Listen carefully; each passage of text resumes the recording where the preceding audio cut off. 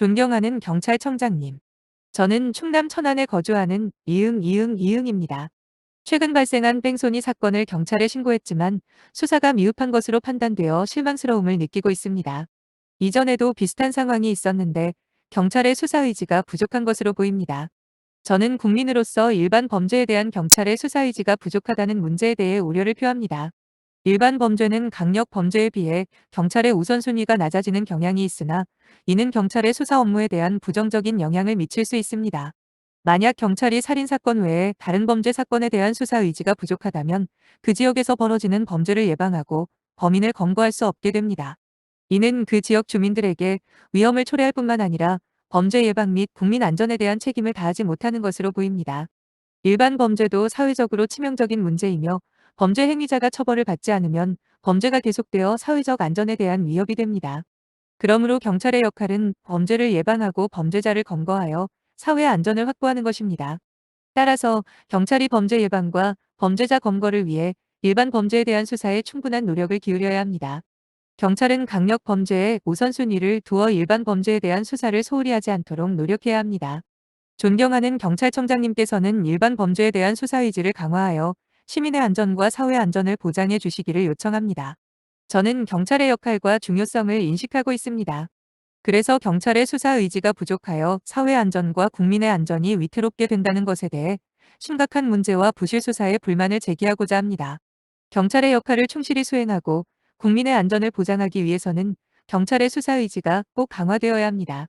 경찰의 노력과 열정이 모든 범죄 사건에 적극적으로 반영될 수 있기를 바라며 경찰청장님께서는 아래 세 가지 사건에 대해 어떤 대응을 취하실 계획인지 여쭙고자 합니다.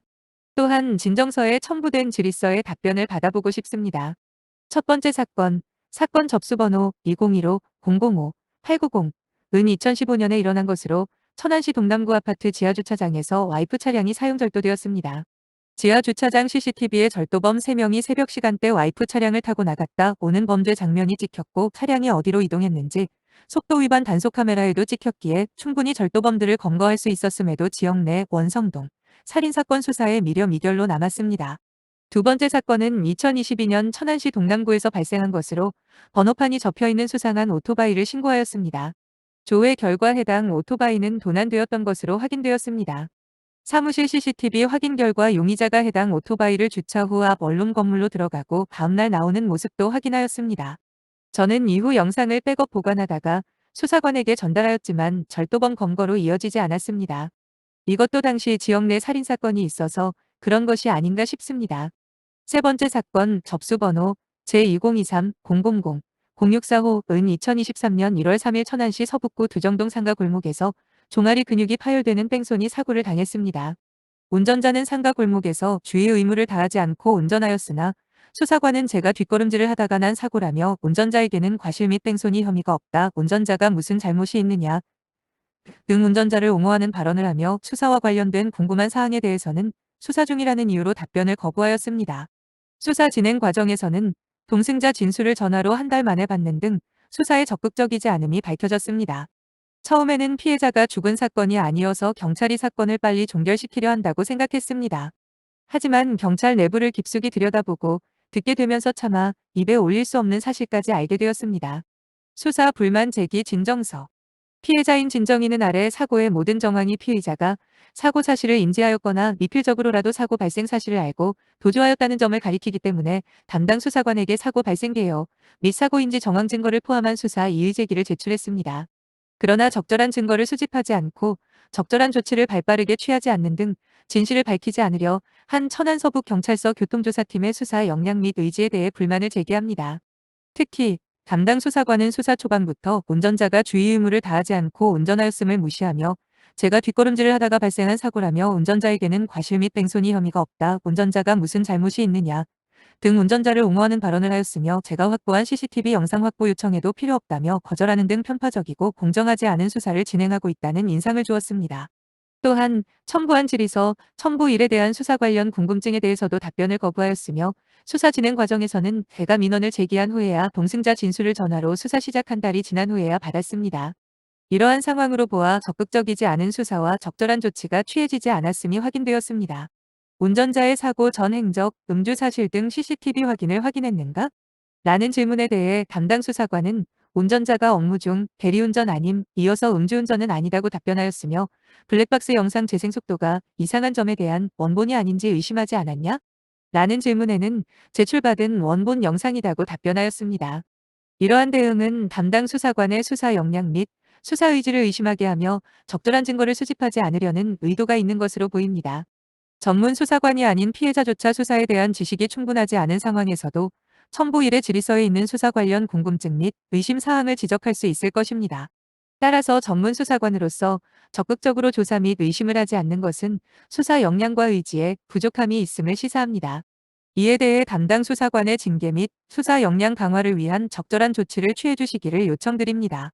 또한 이번 사건을 계기로 담당 수사관을 비롯한 경찰 조직 전반의 수사 역량 강화와 교육, 체계적인 감독 등의 노력을 기울여 더 이상의 피해자들이 수사 과정에서 불공정한 대우를 받지 않도록 노력해 주시길 부탁드립니다.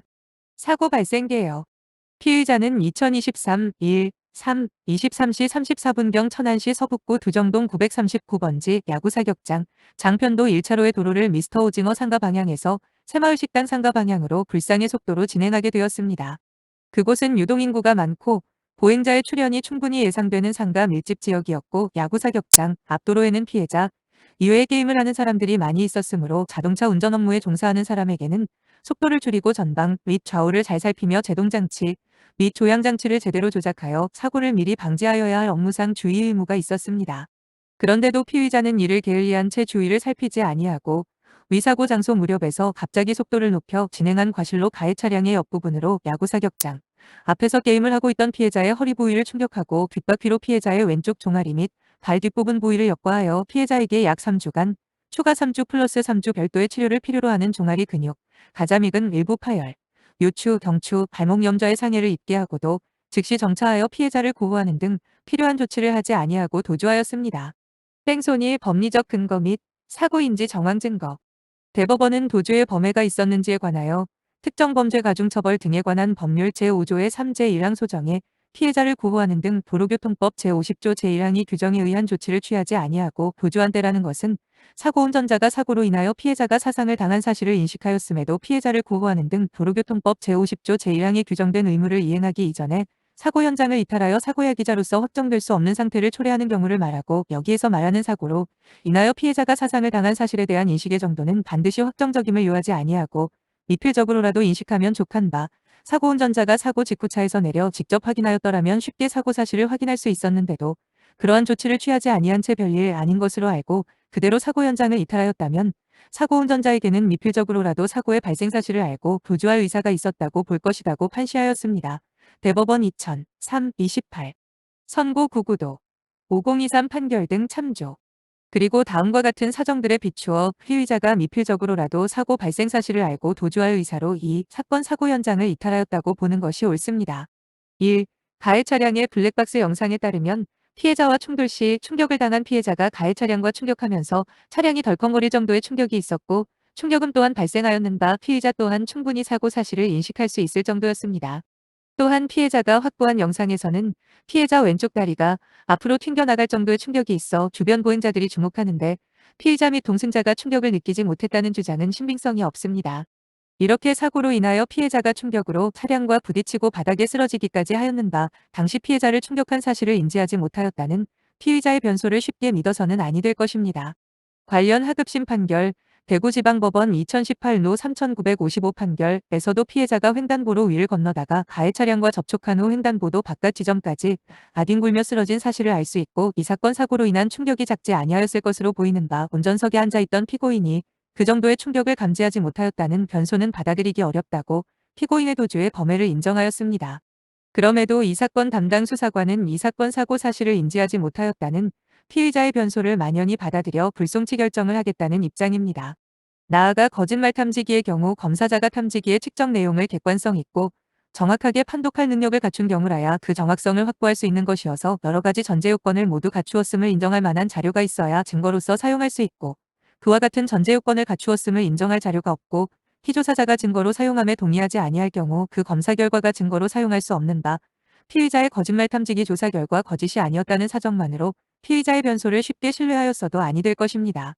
2. 피해자 확보한 영상에 따르면 가해 차량은 피해자를 충격할 무렵 갑자기 급가속을 하여 진행하다가 갑자기 급정지한 후 좌회전을 하며 잠시 멈칫거림이 있었습니다.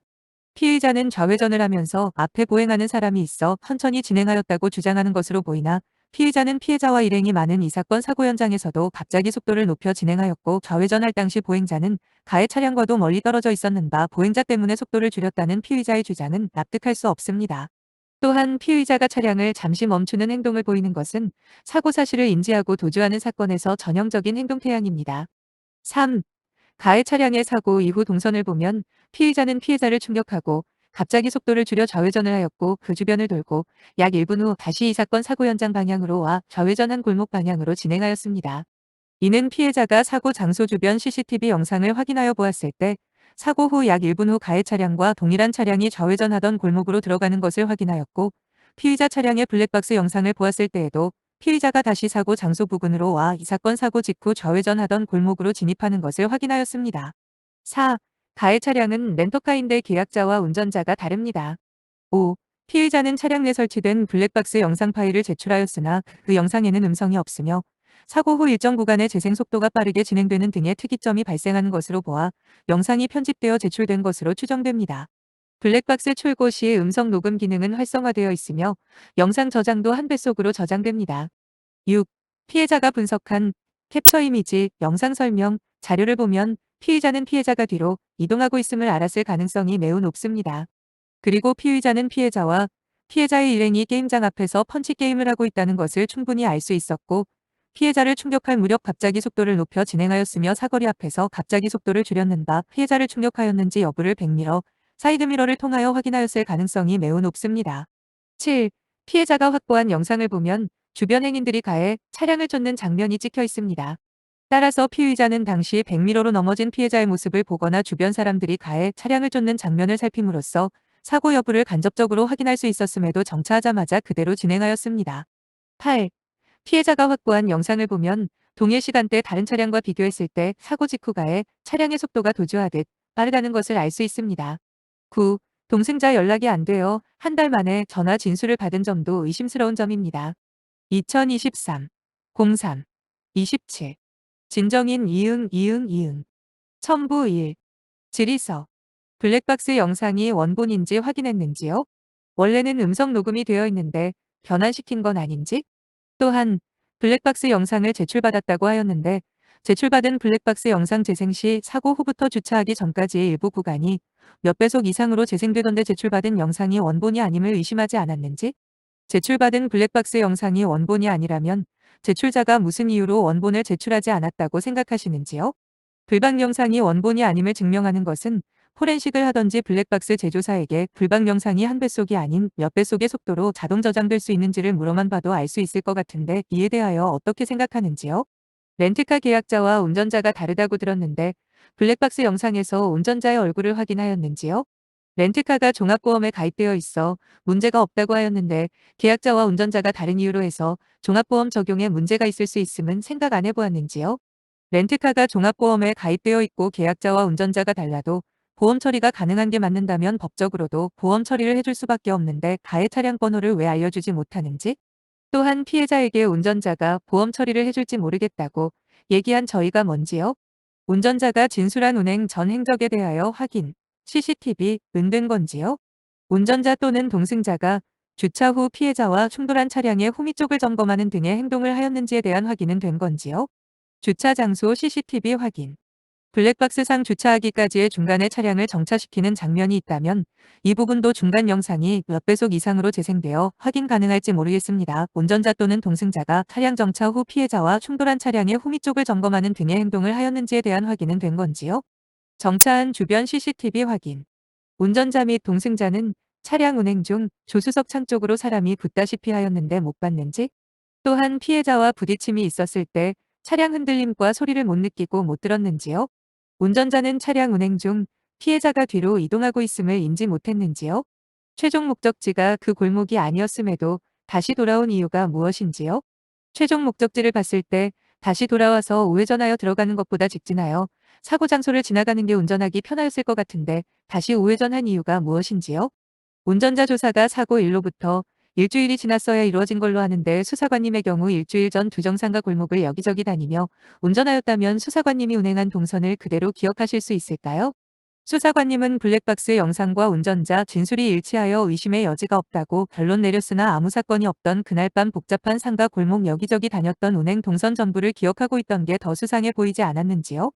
동승자 조사가 사고 접수 후 한 달이 넘도록 안 된 이유가 무엇인지요? 운전자 운전 전 행적에 대해서 조사를 했냐고 수사관에게 물어봤을 때 운전자가 업무, 수사관이 대리운전은 아니라고 하였음. 중으로 음주운전은 아니라고 하셨는데 업무 중인 운전자는 음주가 아니라는 수사법칙, 원칙이 있는지요?